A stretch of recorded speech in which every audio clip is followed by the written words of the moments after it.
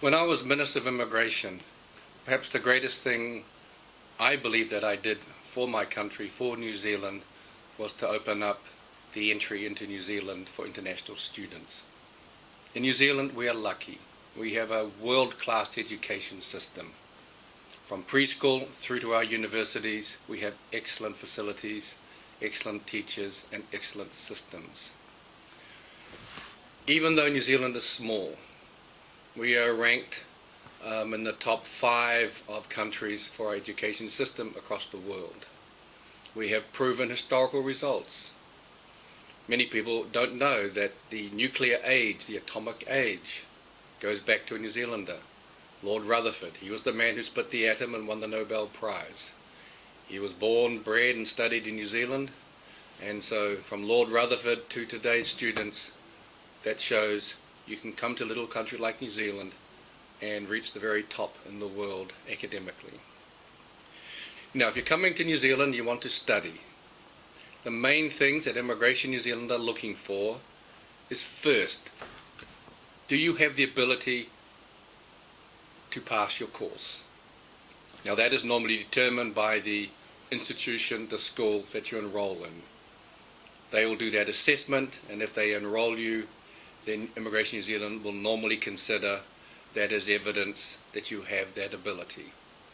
Second, what Immigration New Zealand will look at very closely is your ability to pay for your studies in New Zealand.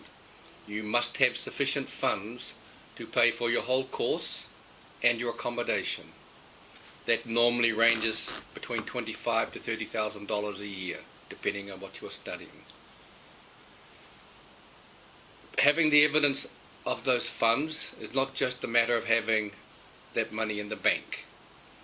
Immigration New Zealand will require that you show a history of the funds so that you can demonstrate that you didn't just borrow the funds one day, put them in the bank to show Immigration New Zealand and give the money back to your friends or your relatives.